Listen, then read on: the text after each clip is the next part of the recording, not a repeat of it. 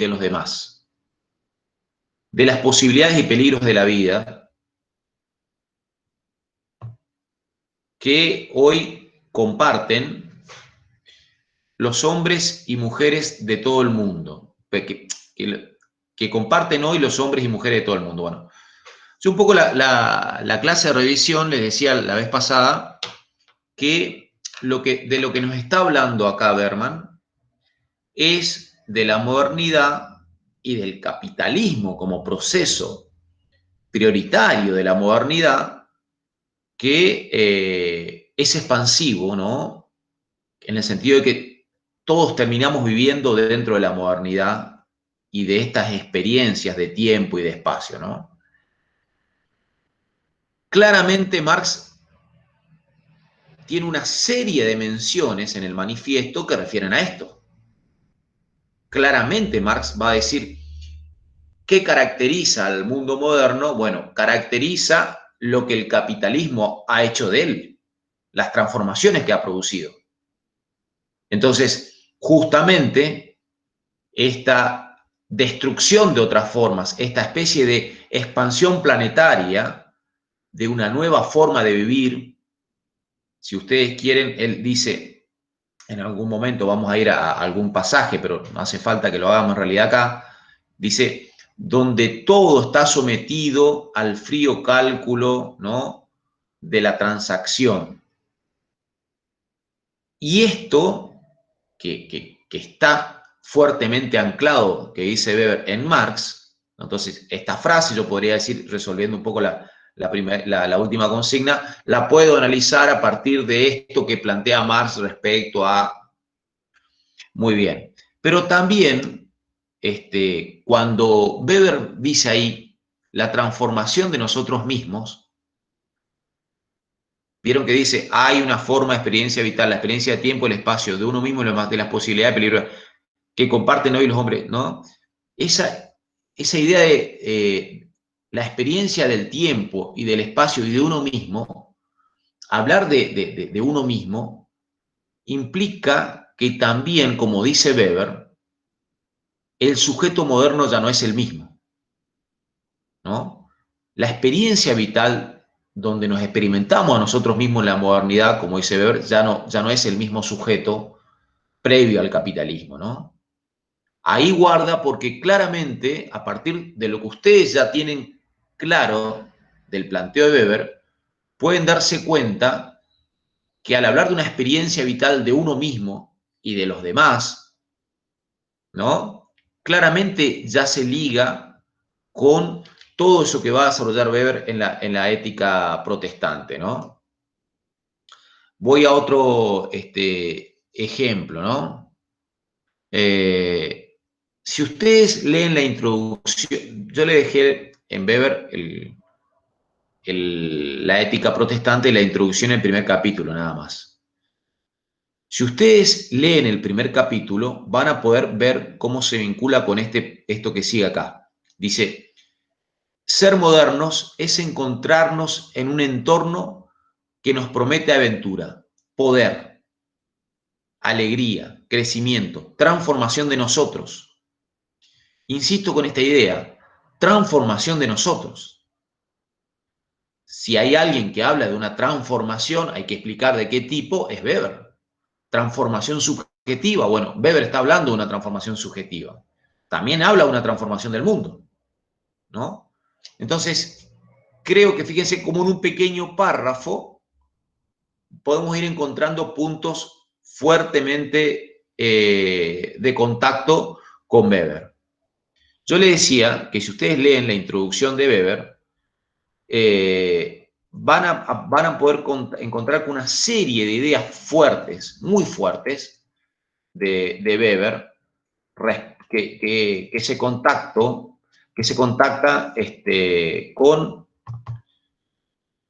con lo que desarrolla Berman. Miren, yo le voy a compartir pantalla un segundito y después seguimos. Esto dice, ¿ahí ven la pantalla? ¿Ven en un Word? ¿Una parte subrayada en amarillo? Sí, profe. Bueno. Sí. este es el texto que ustedes tienen de Weber. El texto le aparece así, todo con los datos y demás, la introducción, ¿no? Que léanla detenidamente del principio, obviamente, esto lo tienen que haber leído ya desde antes. No es la idea, se supone que no lo van a arrancar ya, pero si no lo hicieron, bueno, le doy esa enorme sugerencia. Fíjense que al final de la página 4 dice esto, haciendo una explicación de cómo el capitalismo aparece en Occidente y no en todas partes, así empieza la introducción, dice, así acontece con respecto al poder de mayor importancia en nuestra vida moderna, el capitalismo. ¿Qué está diciendo en esta frase corta Weber? Así acontece con respecto al poder de mayor importancia en nuestra vida moderna, el capitalismo. Lo que está diciendo ahí, en una frase corta y medio como al pasar, es que si hay algo que configura, algo que tiene el mayor poder, dice claramente, el mayor poder, al poder de mayor importancia en nuestra vida moderna, es el mundo capitalista, ¿no?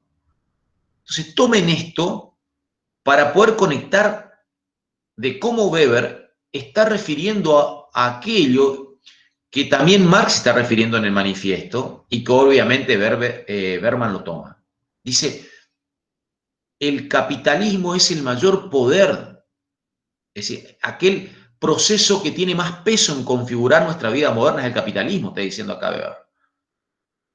Y en ese sentido es sumamente coincidente con Marx, ¿eh? Guarda, o sea, no difieren ahí. Bueno, dejo de compartir y sigo un poco con Berman. Yo le sugería entonces seguir con esta lectura atenta del autor, seguir con esta idea de prestar atención a aquello que nos va dejando claramente entre líneas Berman, ¿no? Porque es un libro, para mí, rutilante, de enorme fuerza y enormemente debatido en las universidades en los años 80 y 90. Y bueno, que básicamente para algunos que estamos desarrollando una mirada crítica desde Marx y otros, es un autor importantísimo. Dice, ahí nomás en el párrafo 1, sin irnos del principio, dice que esta modernidad amenaza con destruir todo lo que sabemos, ¿no? Y entonces dice, cuando amenaza con destruir todo, estoy en el... ¿Quieren que les comparta la pantalla del texto de Berman o se ubican? Estoy en el párrafo 1, ¿eh? Ubicamos, dice ahí Gustavo, perfecto. Estoy queriendo ejemplificarle cómo todo lo que uno puede sacar como material de análisis sin irse mucho más allá al final de la introducción. Dice, justamente, amenaza con destruir todo lo que somos, todo lo que sabemos.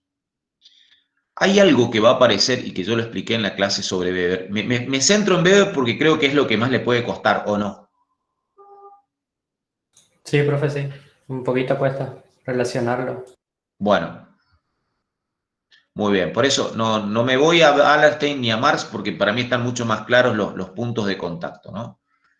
Entonces, vuelvo, ¿no? Dice, amenaza con destruir todo lo que somos, todo lo que sabemos, ¿no? Y si hay algo que Weber nos está diciendo, es que, repito algo que dije en la clase, pero creo que voy a dar una vueltita más de tuerca, ¿no? Que el capitalismo no se explica como lo piensa Marx en definitiva, o sea, no se explica solo y fundamentalmente por la explotación de la clase obrera, y no se explica por solo la plusvalía, y no se explica solo por la lucha de clases. Es decir, la lucha de clases que implicó que la burguesía destruya el mundo feudal y explote, y son dos procesos de lucha de clase en Marx, destruir un antiguo régimen productivo, desplazar al artesanado, desplazar a la lógica de la producción campesina dominada por los señores feudales e imponer un mundo productivo obrero, fabril, basado en la explotación y basado en una ganancia que tiene que ver con la plusvalía. Yo no voy a quedarme acá en el concepto de plusvalía. Recuerden ustedes que necesariamente la plusvalía es justamente ese plus de tiempo, es ese tiempo excedente que el capitalista toma del trabajo obrero. Es la explotación de una fuerza de trabajo por la cual no se paga, ¿no? Si un obrero, si un conjunto de obreros trabajan 10 horas, bajo la perspectiva del capitalismo, en una hora ya cubren el equivalente a su salario. Y las otras 9 horas es un plusvalor del que se apropia la plusvalía que le permite generar ganancias. Si no, la ganancia no tendría ningún tipo de origen. La fuente de la ganancia no está en que intercambiemos equivalentes en el mercado. La fuente de la ganancia no es que yo compro un mate y otro un termo y yo quiero ganar más, no, está bien. Eso es un comercio, pero en el fondo, la única manera de que haya alguien que gane vendiendo y comprando mates es porque hubo una explotación de un obrero. Le explico de otra manera y salto a lo que quiero marcar con Weber, ¿no? Cuando alguien vende ropa en un comercio y dice, yo gané porque compré en Buenos Aires una ropa que la vendo acá en Corrientes o en Resistencia, compré a 1.000 y la vendí a 1.500. Perfecto, hay ahí un intercambio que genera ganancia. Pero en el fondo lo que Marx nos dice es que la mercancía, el único que la puede producir es el obrero, el trabajador, y el único que genera un valor nuevo al producir la mercancía es el obrero. Y ese valor nuevo se basa en una explotación donde el capitalista puede tomar un plusvalor. ¿Por qué? Porque en una hora le permite producir el salario y los costos y en las otras 9 horas esa fuerza de trabajo que está haciendo funcionar el capitalista implica la posibilidad de que acumule ganancia. Esa tesis de Marx, Weber la conoce, pero va a decir, no pasa por ahí. En realidad, el capitalismo se instala y se desarrolla y construye sus instituciones democráticas y demás, sus leyes y su burocracia, va a decir Weber, porque hay una nueva cultura.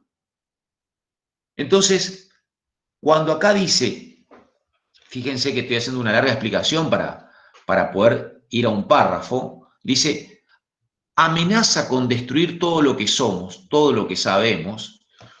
Hay algo que ahí aparece, ya no en la introducción, sino en el primer capítulo de la ética protestante, es que cómo se cambia una lógica, dice Weber, que era propia del mundo católico, que era la lógica cristiana de trabajar para vivir, ¿no? Trabajamos para obtener recursos, pero el trabajo era un medio, no un fin.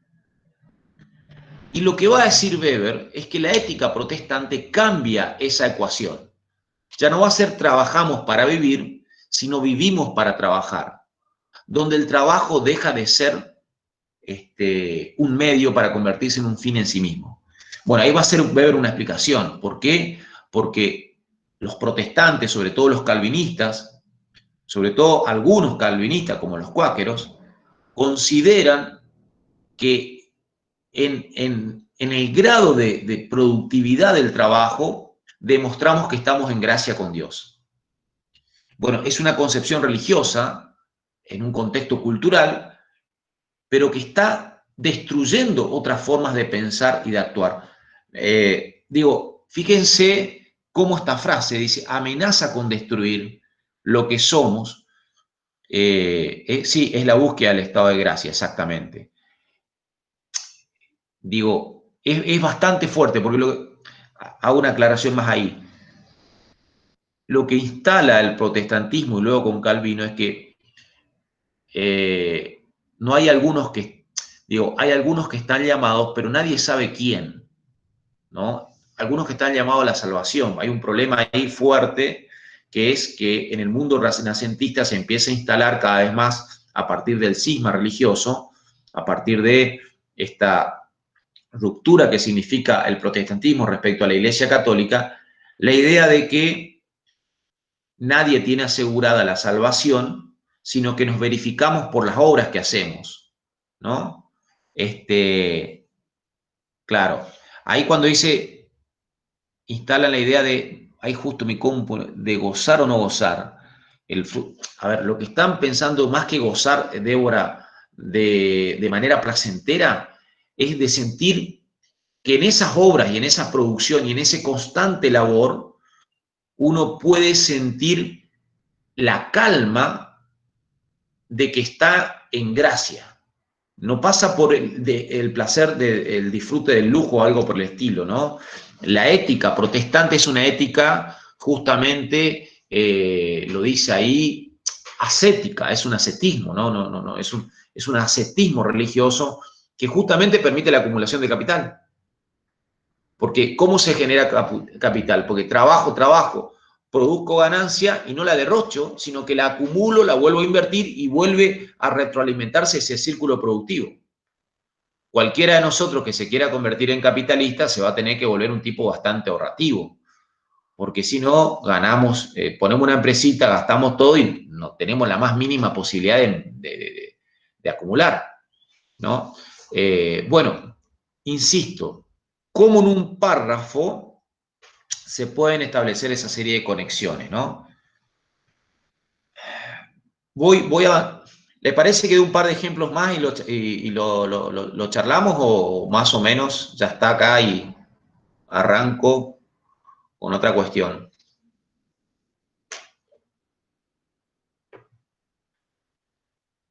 Con respecto a Weber, bueno. Sí, yo me imagino, sí, me queda más que claro que por ahí viene, sí.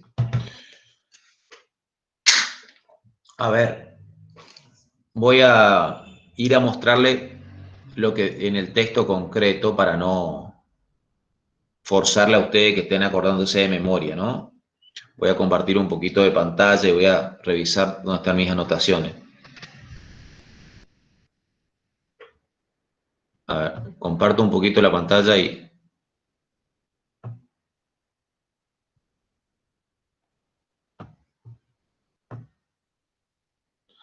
¿Ven ahí el PDF del texto de Berman?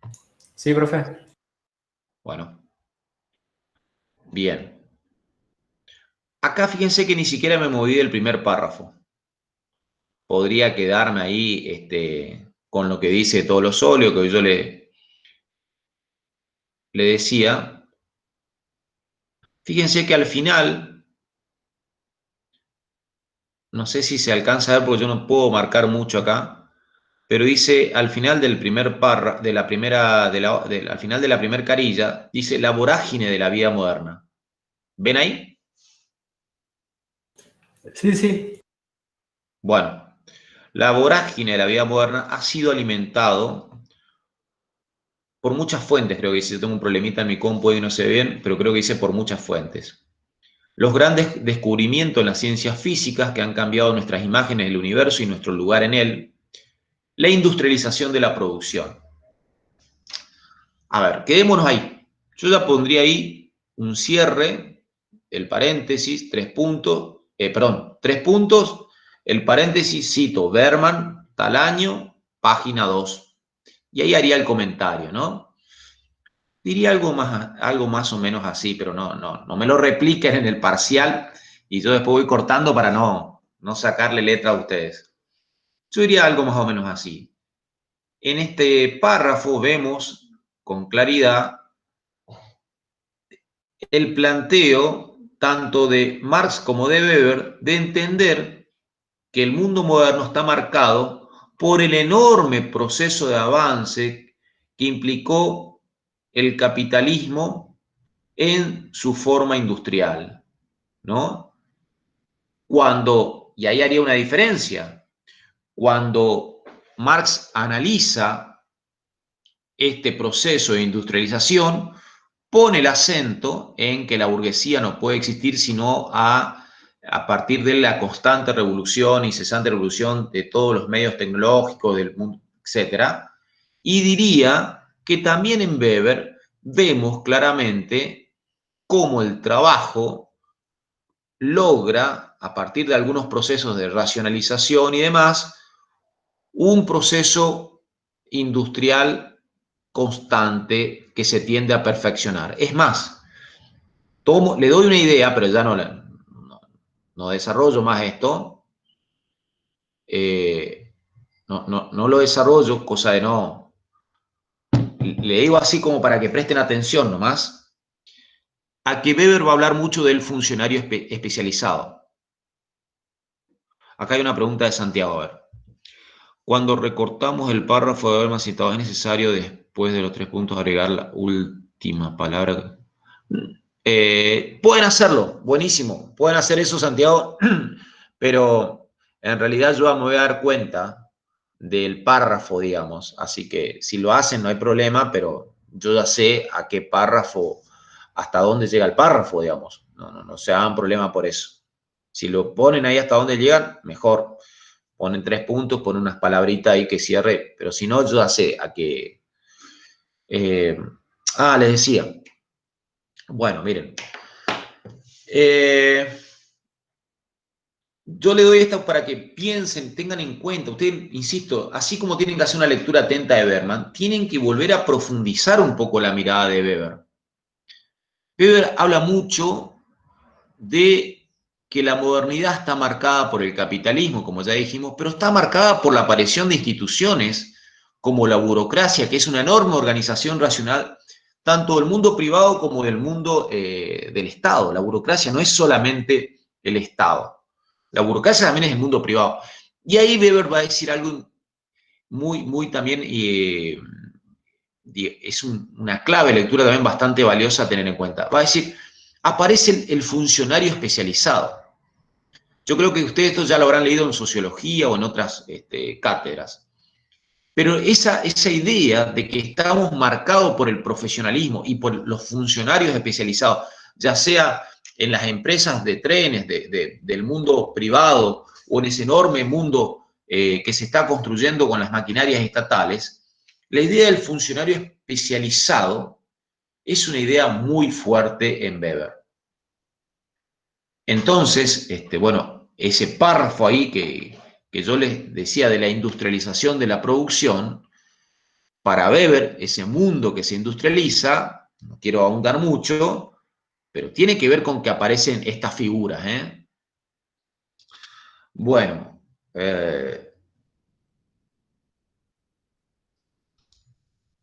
no, digo, no sé si quieren un par de cosas más, pero cada vez que yo voy exponiendo, como que le voy avanzando sobre su parcial también.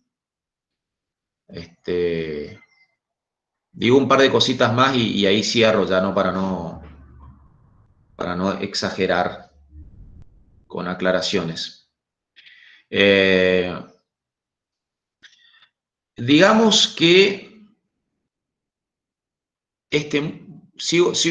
vuelvo a compartir un poquito no le voy a compartir la pantalla, pero sí le voy a dar una aclaración para que no sea muy lineal, para no darle ya demasiado una respuesta cerrada, ¿no? Recuerden esto en Weber, que ese mundo capitalista tiene ahí en su base, a partir de este cambio en la perspectiva religiosa, en la cultura, en la ética religiosa, es una ética del trabajo. Y esa ética del trabajo en Weber va a implicar fuertemente, ¿no?, la idea de que la acción económica constantemente no puede prescindir del cálculo racional. Un cálculo donde todo el tiempo se está evaluando dónde conviene invertir y cómo eso que se invierte se convierte en algo cada vez más productivo, ¿no? Así como lo plantea Marx de una manera, Weber llega, como le decía, a partir de la ética del trabajo, y una ética en el trabajo en la que tenemos que ser cada vez más copiosos, más concentrados, pero que tiene esto de hacer siempre un cálculo racional, ¿no? La acción económica estriba en no perder nunca de vista hacer estos cálculos racionales sobre cómo volver la inversión de trabajo cada vez más productiva y la inversión económica cada vez más productiva, ¿no? Entonces, toda esta organización racional del mundo y del mundo que tiene como pilar el mundo del trabajo, en Berman, perdón, aparece en innumerables pasajes, digamos. Berman está mencionando eso como proceso de ampliación, porque son puntos donde se toca Weber con Marx. Los matices y los prismas son diferentes, pero ni uno ni otro desconoce que que ese mundo se está revolucionando a partir de un mayor desarrollo productivo.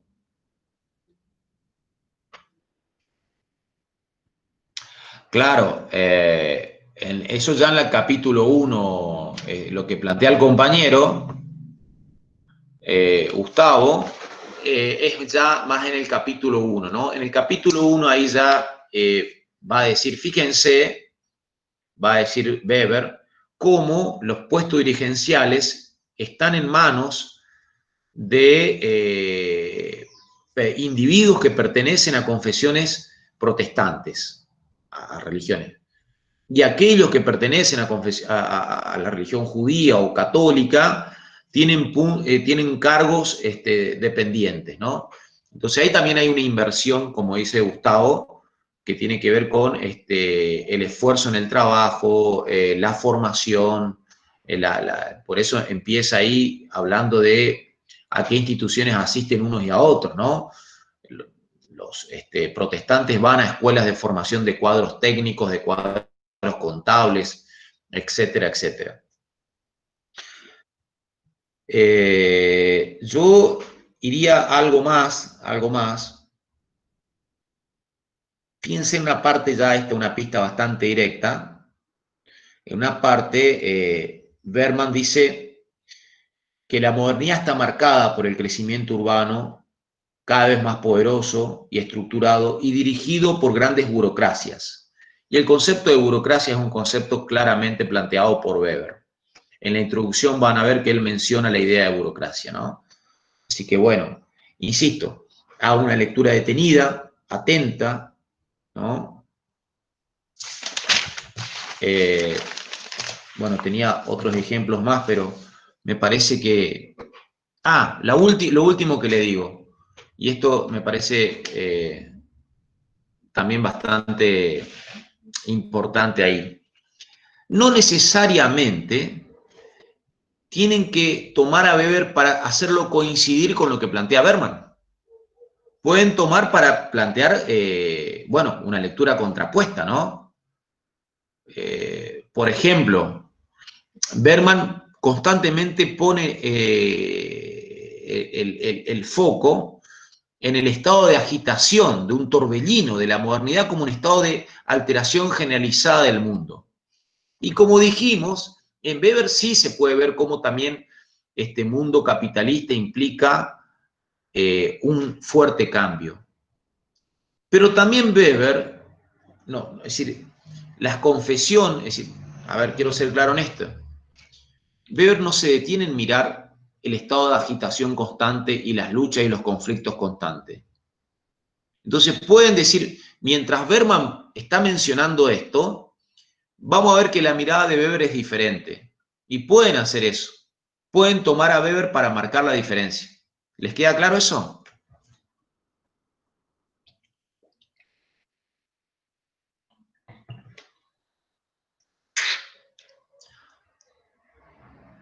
O sea, no necesariamente tienen que decir, acá Weber coincide, digamos, no, acá Weber no coincide y desde Weber tenemos esto otro.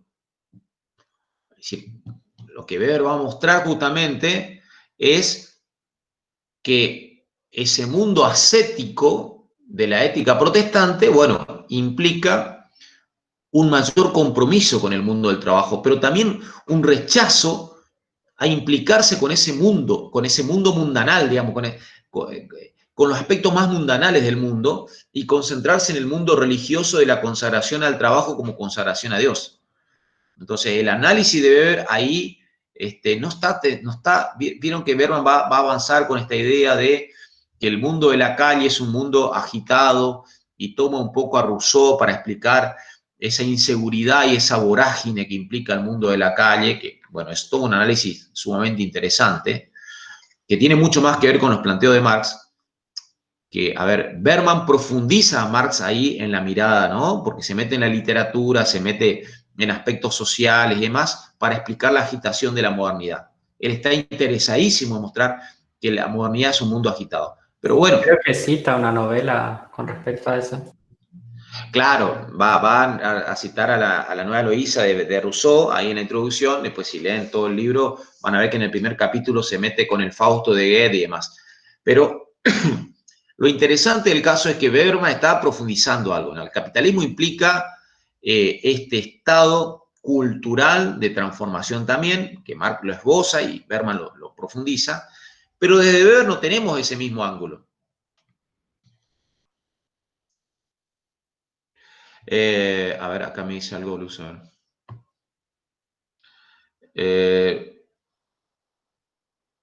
Sí, exacto, así. Pueden, digo, tomar un párrafo y ahí mencionar eso, Luz, ¿no? De cómo esa racionalidad implica justamente un proceso donde la ética protestante no se basa en una agitación de la vida, sino justamente estos individuos que construyen el racionalismo, porque acuérdense que la mirada de Weber está basada en lo que los individuos hacen, en esta concentración y demás, es justamente todo lo contrario a un estado constante de agitación. Gente, me estoy quedando sin tiempo. Hoy quería hacer una clase corta, así que yo corto acá con esto de revisar un poco. Para mí era sumamente importante hacer una entrada a Berman, porque, bueno, es un pilar que tomaba en la cátedra, así que era a propósito de eso también esto de darle este material, ¿no? Es un poco meterlo a Berman dentro de nuestro programa.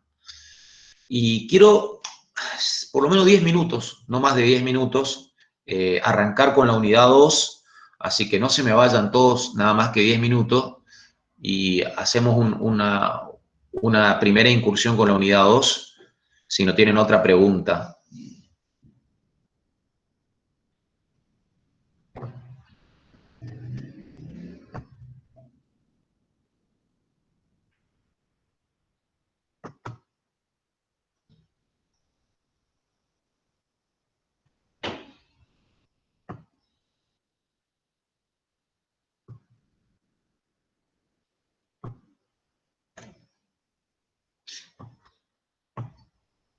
Bueno,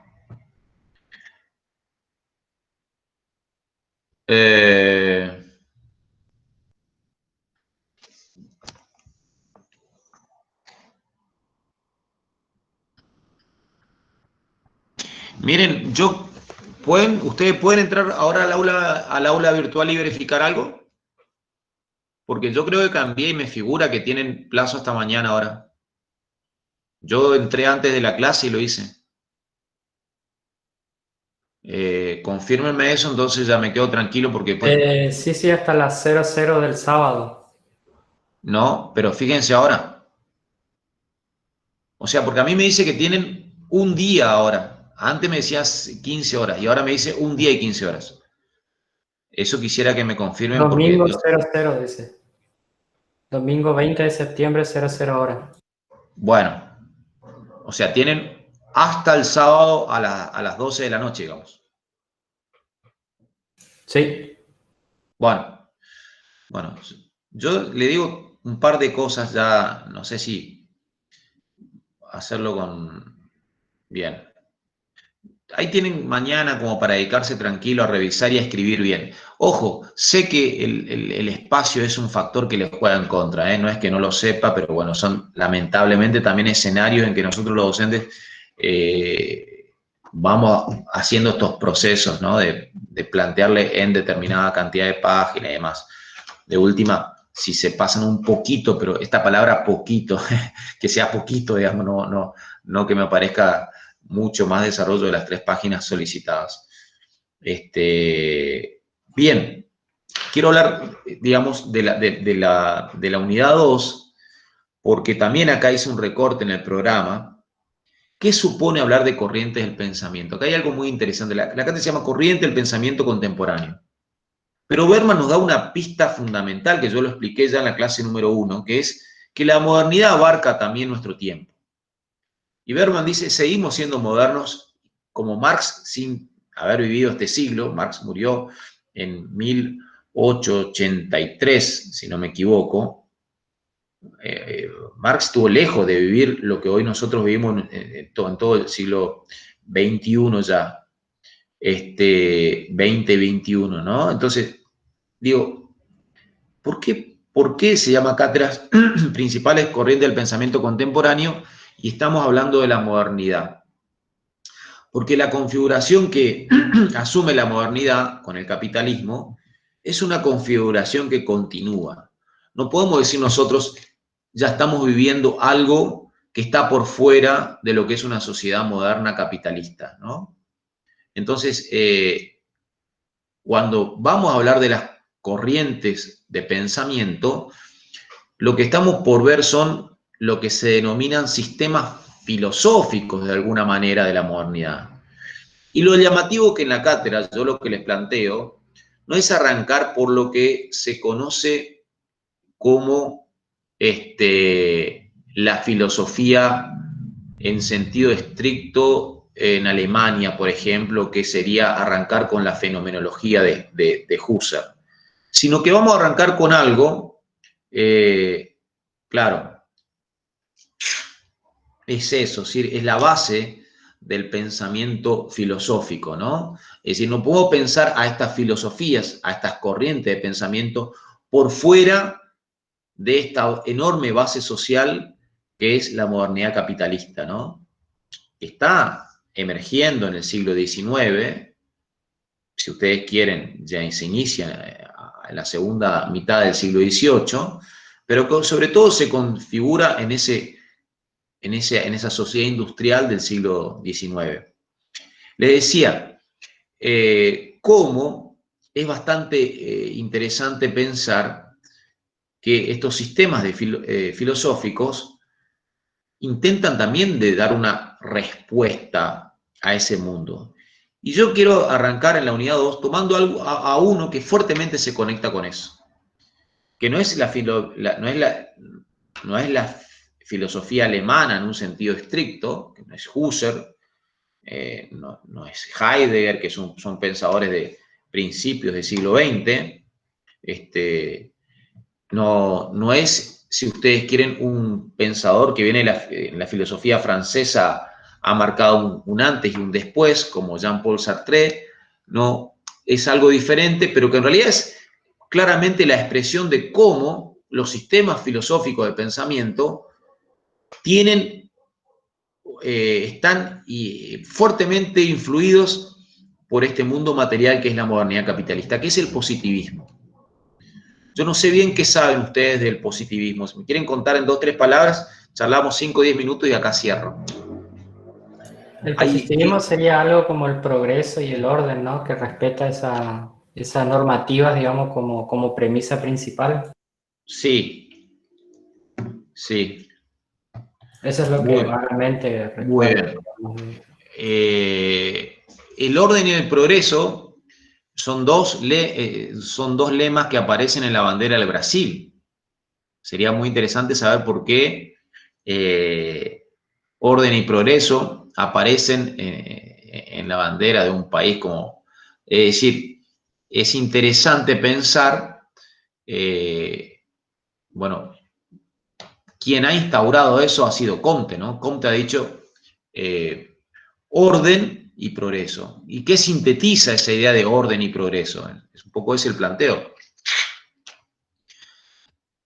El positivismo, entonces, lo que vamos a ver en esta cátedra es que está totalmente enganchado con los enormes cambios que estábamos hablando de la modernidad. A quien tomo yo para explicar eso, primero que nada, es a Saint-Simon. Y aparece en el programa y aparece un escrito que es un escrito clásico de Saint-Simon, se llama El Catecismo de los Industriales, ¿no? A Saint-Simon se lo considera un socialista utópico. Yo no sé si ustedes han leído, tienen más o menos en su mapa mental, esta figura, ¿no? De Saint-Simon, que es un pensador francés que vive, creo que acá, a ver, les digo bien, pero no quiero pasarle el power ahora para no hacer algo muy, muy extenso ni formal. Nace en 1760 y muere en 1825. Y con esto lo que le estoy diciendo es que no ve el esplendor del capitalismo industrial. Sí, la primera revolución industrial prácticamente se está procesando y él ya está falleciendo. La segunda arranca después de la primera mitad del siglo XIX, ¿no? Entonces, Saint-Simon no ve lo que implica, pero sí ve, y es un lector atento, es un observador atento, de ese mundo feudal y rural que ya está desapareciendo o que está fuertemente cuestionado, ¿no? Y en ese sentido, hay algo que tiene que ver con esto que va a decir después Comte de orden y progreso. Porque esta figura que era un conde, fíjense que todavía tiene esas figuras nobiliarias de la sociedad feudal, va a ser el maestro de Comte, ¿eh? Comte va a ser su secretario. Después hay toda una versión sobre de si Comte lo plagió en algunos aspectos a algunos escritos de Saint-Simon, pero le decía, la idea de orden es muy fuerte porque ya entre 1820 y 1825 que se producen la mayoría de los escritos de Saint-Simon, imagínense en qué contexto y en qué época, él está entendiendo que hay un mundo que ya no es el mismo, y ese mundo que ya no es el mismo es un mundo que en principio a él se le presenta, a él y a muchas personas que van a coincidir, sumamente desordenado.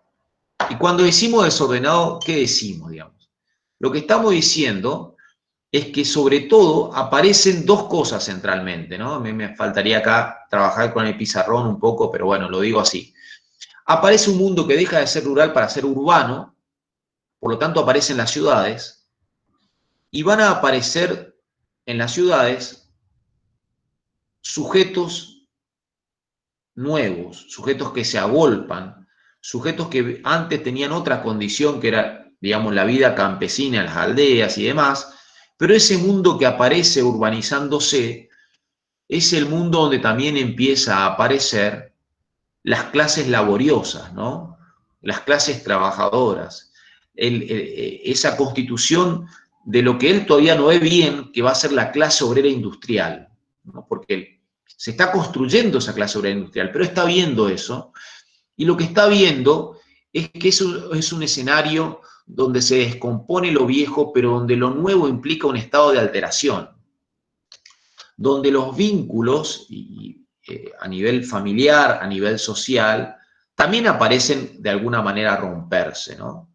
Y donde el orden político, que deja de ser el orden político, digamos, basado en estas relaciones del mundo feudal, basado en relaciones de obediencia, relaciones de vasallaje, donde todo eso que se está quebrando fuertemente y finalmente a principios del siglo XIX, es algo que no se sustituye de manera ordenada, sino que implica una alteración muy fuerte en la vida cotidiana, ¿no? Lo dice Marx en el manifiesto después, y lo dice de manera constante Berman. Pero bueno, eso que está observando Saint-Simon le lleva a plantear la necesidad de ordenar el mundo, de poder pensar un orden, y ahí ya enganchamos con lo otro. Él dice, claramente esta sociedad es una sociedad donde está marcada por las posibilidades de desarrollo, por el progreso. Frente a esa sociedad antigua, feudal, que prácticamente funcionaba en ciclos de la naturaleza, la aparición de la máquina, el desarrollo científico y la aplicación del desarrollo científico a la tecnología está fuertemente ligada a la idea de progreso. La idea de progreso implica no solamente el desarrollo técnico, el desarrollo industrial, sino la idea de que la sociedad humana va a poder vivir de manera libre a partir de que va a obtener los recursos materiales necesarios para todos. Si la idea de progreso es una idea de bienestar de la humanidad, de lograr un bienestar material y espiritual de la humanidad a partir de ese desarrollo. Y eso, Saint-Simon considera que se va a dar si se constituye también un nuevo tipo de conocimiento, que él no lo va a llamar todavía como Comte el estadio positivo, ni va a hablar de una sociología o una física social. Lo que va a decir Saint-Simon es de que hay que estudiar positivamente, hay que estudiar empíricamente, si ustedes quieren, de qué se tratan estos cambios que están pasando en la modernidad. Luego Comte, y voy cerrando acá, va a retomar eso y va a hablar claramente de que la humanidad en su evolución pasa pero sobre todo estadios de pensamiento, ¿no? Que ustedes seguramente han leído a Comte han leído en sociología o en alguna otra materia de sociales esta referencia, ¿no? De un estadio teológico que había un pensamiento mágico a un estadio metafísico donde las ideas buscan las causas racionales, pero no de manera empírica, a un estadio positivo donde nuestra racionalidad busca comprobar las cosas por medio de la experiencia, ¿no? Bueno, yo cierro hoy acá y retomamos el viernes que viene, ya de manera más detenida, un poco esto del positivismo, ya, y vemos si nos da tiempo para poder avanzar. El texto es el Power o el texto de Saint-Simon y Comte. Sí, ya subo los textos de la unidad. Sí, voy a subir. Bueno, gente, ¿alguna consulta antes de ir cerrando? Aprovechen ahora.